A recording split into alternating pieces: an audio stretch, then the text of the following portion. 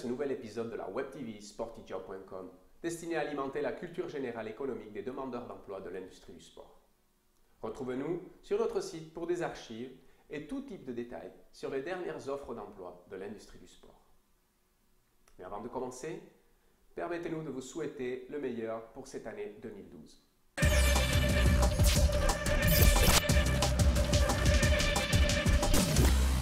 Black's Leisure semblait être en sérieuse difficulté après que Sports Direct International, le premier détaillant et grossiste du sport britannique, ait déclaré qu'il ne serait pas question de tenter d'acquérir le propriétaire, très fortement endetté, des magasins outdoor Blacks et Millets. Les autres parties, à savoir Go Outdoors, Mountain Warehouse, Lion Capital et Hilco, qui auraient manifesté un intérêt pour Black's Leisure, ont jusqu'à présent échoué à présenter une offre d'achat.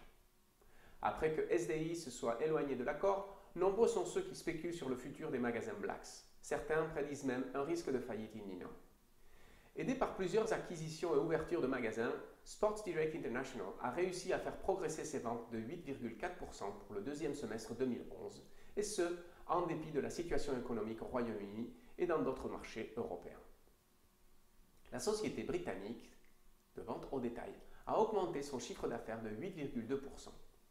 À la fin de la période, elle comptait 397 magasins Sport Direct au Royaume-Uni, hors Irlande du Nord. Par ailleurs, SDI s'est attaqué au marché de la mode en juillet après l'acquisition de 80% de la société propriétaire des chaînes de magasins USC et Cruise. Pendant ce temps, le chiffre d'affaires international de SDI a augmenté de 22,3%. SDI a déclaré viser l'implantation de magasins dans tous les pays de la zone euro dans les 5 années à venir. La société a également ajouté qu'elle n'ignorerait pas les opportunités dans d'autres pays européens. Après qu'El Corte Inglés ait montré un certain intérêt pour le rachat de Kaufhof en fin 2011, Metro Group a déclaré aux médias que la course à l'acquisition de Kaufhof est encore ouverte. Plusieurs offres ont été présentées par Nicolas Bergkuhn, propriétaire de Karstadt, l'autre grande chaîne de grands magasins du sport en Allemagne, et de René Benko, un entrepreneur autrichien de l'immobilier dont l'entreprise est détenue en partie par un maniaque grec du transport.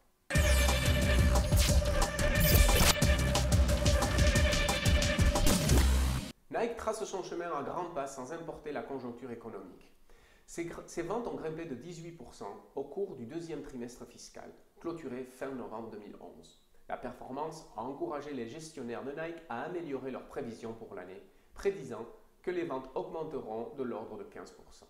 Toutefois, la situation s'est détériorée au niveau de la marge brute du groupe en raison de la pression des taux de change et des performances limitées de certains marchés internationaux. Pour le deuxième trimestre, les ventes de la marque Nike sont en hausse dans toutes les régions, sauf au Japon, et dans toutes les catégories, sauf les sports d'action. Parmi les catégories les plus dynamiques, la marque jouit d'une croissance à deux chiffres dans le basket et le running. La croissance des ventes européennes se maintient relativement faible. La croissance à deux chiffres en Allemagne, en Autriche et en Suisse n'a pas été suffisante pour compenser le déclin dans la presque totalité des pays restants d'Europe. Amer Sports pénètre davantage le marché des sports d'action avec l'acquisition de Nikita, la marque islandaise de glisse et de vêtements de mode axés sur les femmes. Amer Sports est déjà impliqué dans les sports d'action par le biais de snowboard Salomon et des vêtements Bonfire. Le mouvement s'inscrit dans la stratégie du groupe finlandais de sport qui consiste à investir davantage dans l'habillement et la chaussure. Nikita, qui a été créé en 1998, atteint des ventes annuelles d'environ 8 millions d'euros, principalement en Europe. La vente fournira de nouveaux moyens à la marque, qui a la volonté d'élargir sa gamme de produits dans le marché des sports de glisse et d'élargir sa distribution internationale. Le groupe Quicksilver termine son exercice avec un dernier trimestre très porteur. Ses ventes ont augmenté de 10,1% lors du quatrième trimestre fiscal, soit une hausse de 6% à taux de change constant. Les ventes en Europe sont confirmées à 11,4% de croissance, équivalent aussi à une augmentation de 6% à taux de change constant. Le premier magasin Bow Riders de montagne vient d'ouvrir aussi à Chamonix, sur 400 mètres carrés et 3 niveaux, et d'autres initiatives du genre devraient suivre. Le sixième magasin Bow Riders européen est aussi annoncé à Barcelone, courant 2012. Vegas Europe, la société basée en France qui destinait la licence de la marque de surfwear Rusty pour l'Europe, a été mise en liquidation.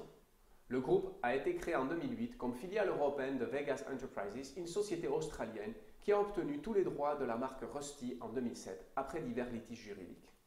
Vegas devait relancer les ventes de la marque de surf Rusty après 4 ans d'absence sur le marché européen et ciblait un chiffre d'affaires de 10 millions d'euros à court terme. Mais les résultats obtenus ne seraient pas à la hauteur des frais engagés par la maison mère.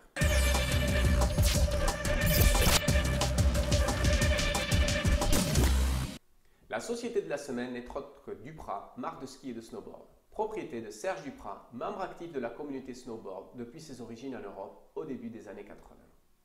La marque, fabriquant des planches à la main et en série limitée, répond à un concept de création artisanale très similaire à celui du surf.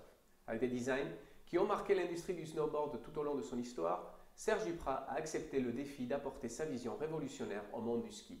Depuis, Sporty Job, nous lui souhaitons un très grand succès dans cette aventure.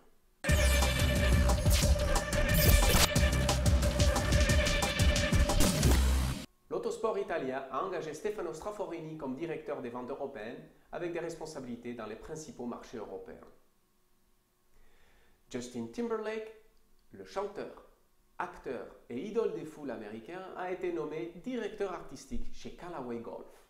Olivier Lemoine est le nouveau directeur commercial marché corps de Skullcandy, tandis que Thierry Peuchot est le nouveau directeur marketing Europe de la marque.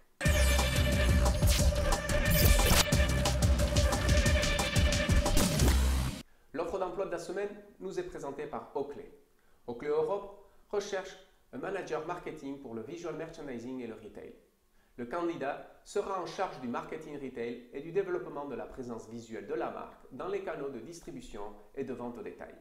Une expérience de 7 ans est requise et le poste est basé à Zurich. Pour plus de détails, retrouvez-nous sur sportyjob.com.